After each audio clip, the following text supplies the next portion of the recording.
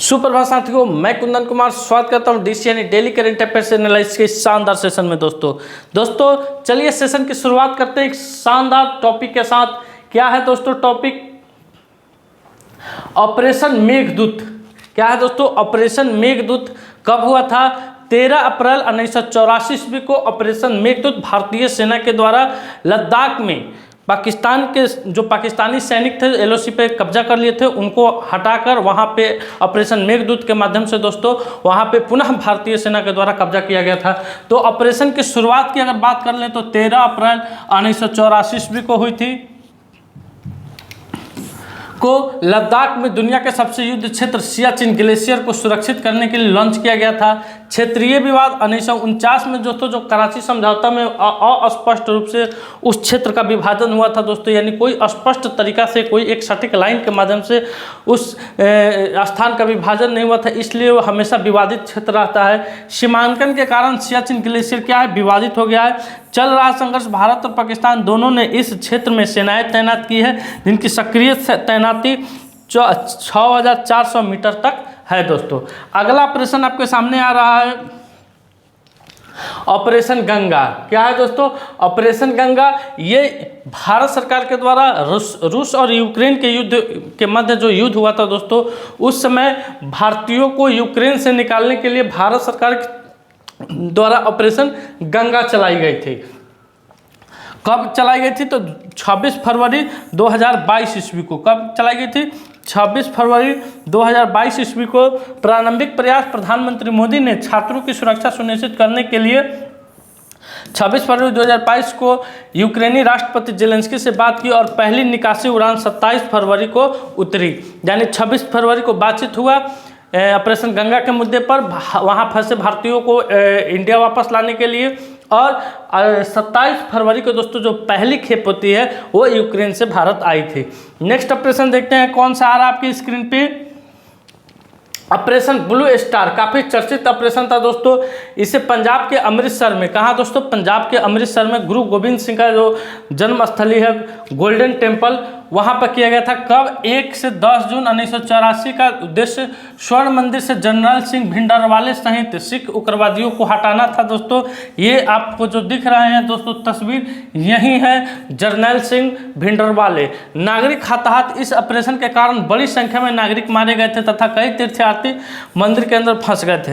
राजनीतिक परिणाम इसका ये हुआ कि दोस्तों उस समय के तत्कालीन प्रधानमंत्री इंदिरा गांधी के 2 अंगरक्षक थे, सिख थे दोस्तों, उन्हीं के द्वारा इंदिरा गांधी की क्या कर दी गई थी? हत्या कर दी गई थी। तो इस ऑपरेशन का नाम क्या दिया गया था? Operation blue star. अब आइए आज के सवाल पर, और आज का सवाल है, पहला क्वेश्चन आपके सामने आ रहा है स्क्रीन पे। पिछले वीडियो में पूछा गया प्रश्न, यानी पिछले वीडियो में जो आपसे प्रश्न पूछा गया था कि हाल ही में कहाँ त्रिशूलपुरम उत्सव शुरू हुआ है, तो इसका करेक्ट उत्तर हो जाएगा केरल में दोस्तों।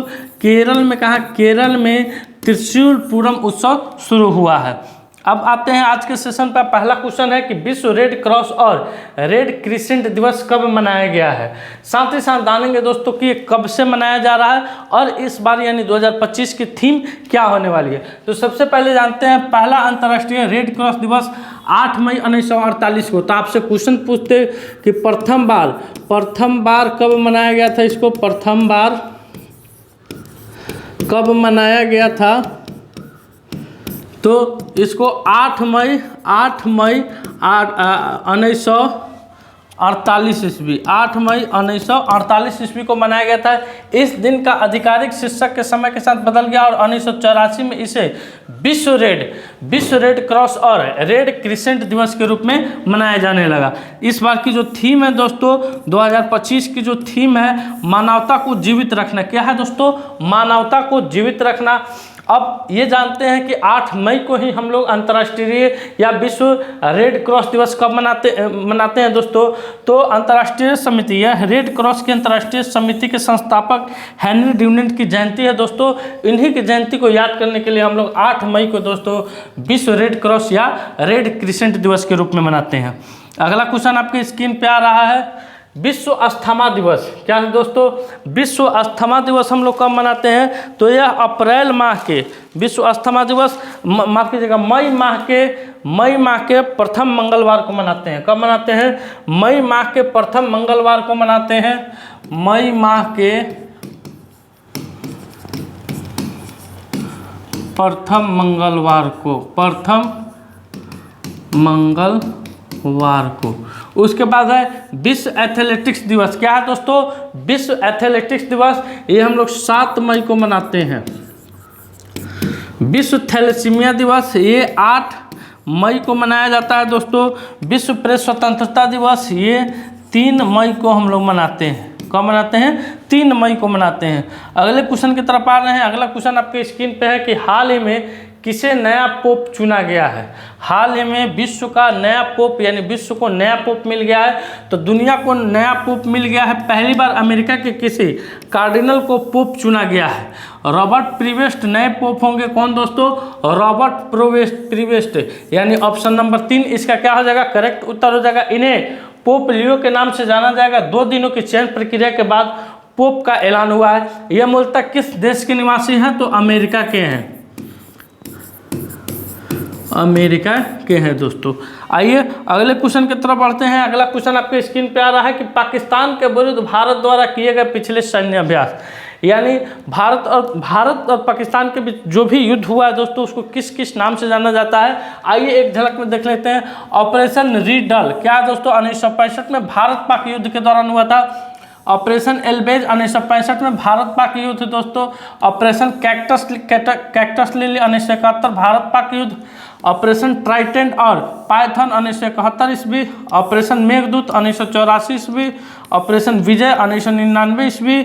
ऑपरेशन सफ़ेद सागर 1999 ईस्वी। कारगिल संघर्ष 2016 में सर्जिकल स्ट्राइक हुआ था। ऑपरेशन बंदर 2019 में बालाकोट हवाई हमले के बाद हुआ था। और ऑपरेशन सिंदूर 2025 में पहलगाम हमले के बाद हुआ था। ये कुछ पाकिस्तान के विरुद्ध भारत द्वारा किए गए पिछले सैन्य अभियान है दोस्तों, जिसका डाटा यहाँ पे है। कल के क्लास में मैंने बताया था कि आपको मैं दूंगा जितने भी सैन्य अभ्यास हुए, यानी भारतीय सेना के द्वारा पाकिस्तान में जितने भी कार्रवाई की गए हैं, जो ऑपरेशन का नाम दिया गया है, उस सारे ऑपरेशन को नाम को यहाँ पे रखा गया है। अगले क्वेश्चन की तरफ आते हैं। अगला क्वेश्चन आपके स्क्रीन पे आ रहा है कि हाल ही में किसने प्रवासी बच्चों को शिक्षित करने के लिए ज्योति योजना शुरू की है? तो केरल गवर्नमेंट द्वारा। किस गवर्नमेंट द्वारा दोस्तों? केरल गवर्नमेंट द्वारा जितने भी प्रवासी बच्चे हैं उनको शिक्षित करने के लिए ज्योति योजना, कौन योजना दोस्तों? ज्योति योजना शुरू की गई है। केरल सरकार ने ज्योति योजना शुरू की है, जो प्रवासी बच्चों को राज्य की शिक्षा प्रणाली और आंगनबाड़ियों में शामिल करने के उद्देश्य से एक व्यापक अभियान है। इस पहल का मुख्य फोकस शिक्षा में समावेशन, स्वास्थ्य और कल्याण पर है। अगले क्वेश्चन की तरफ आते हैं। अगला क्वेश्चन कह रहा है कि प्रधानमंत्री मोदी ने केरल में कहाँ विजयनम अंतर्राष्ट्रीय बंदरगाह का लोकार्पण किए हैं? तो दोस्तों केरल के त्रिवेंद्रपुरम में। कहाँ दोस्तों?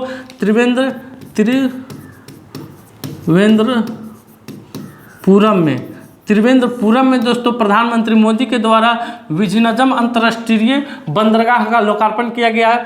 केरल के विद्युत बोर्ड ने V2G प्रौद्योगिकी के लिए किसके साथ समझौता किया है?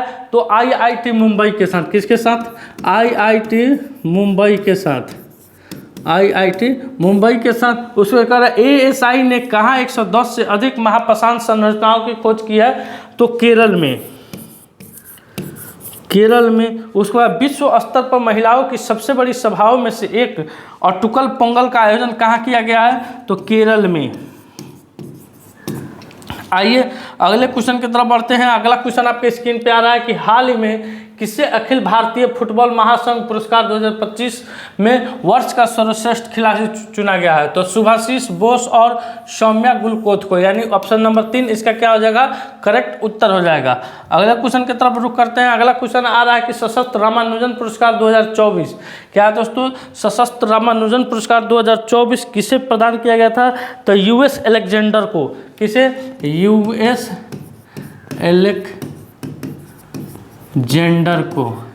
अलेक्जेंडर को। उसको कह रहा है जैक्सन वाइल्ड लिगेसी 2024 क्या है दोस्तों? Jackson wild legacy 2024 Mike Pandey किसे नियुक्त किया गया है?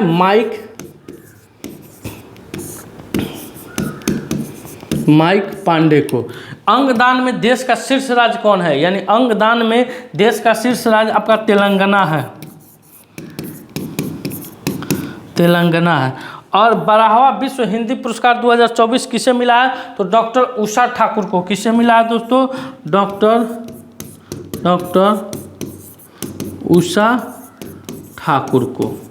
आइए बढ़ते हैं अगले क्वेश्चन की तरफ। अगला क्वेश्चन आपके स्क्रीन पे आ रहा है कि हाल ही में 72वें मिस वर्ल्ड प्रतियोगिता में किसे मानवतावादी पुरस्कार से सम्मानित किया गया है? तो कोरोना काल में इनके अभूतपूर्व योगदान के लिए, इनके साहसिक कार्यों के लिए वर्ष 2025 के 72वें मिस वर्ल्ड प्रतियोगिता में मानवतावादी पुरस्कार से सोनू सूद को, किसे दोस्तों? सोनू सूद को ही उसको सम्मानित किया गया है। अगले क्वेश्चन पर आते हैं। अगला क्वेश्चन आपके स्क्रीन पर है कि व्यास सम्मान 2024 कौन से देश, व्यास सम्मान 2024 यहाँ आंसर है दोस्तों। व्यास सम्मान 2024 कौन से देश को वासी वेणु की डायरी को मिला है दोस्तों? ये दोस्तों आपके सूर्यबाला की एक रचयिता है। कौन देश को कौन वासी, इस शीर्षक में ये जानकारी दी गई है कि भारत के जितने भी युवा हैं उनका झुकाव अमेरिका के प्रति सबसे अधिक क्यों है, क्यों भारतीय युवा की पहली पसंद अमेरिका पड़ती है, इसके बारे में चर्चा किया गया है। लीड्स इंटरनेशनल फिल्म फेस्टिवल का पुरस्कार द फेबल को मिला है। किशोर कुमार पुरस्कार किसे मिला है दोस्तों? तो हिरानी साहब को, राजकुमार हिरानी को। किसे मिला है? राजकुमार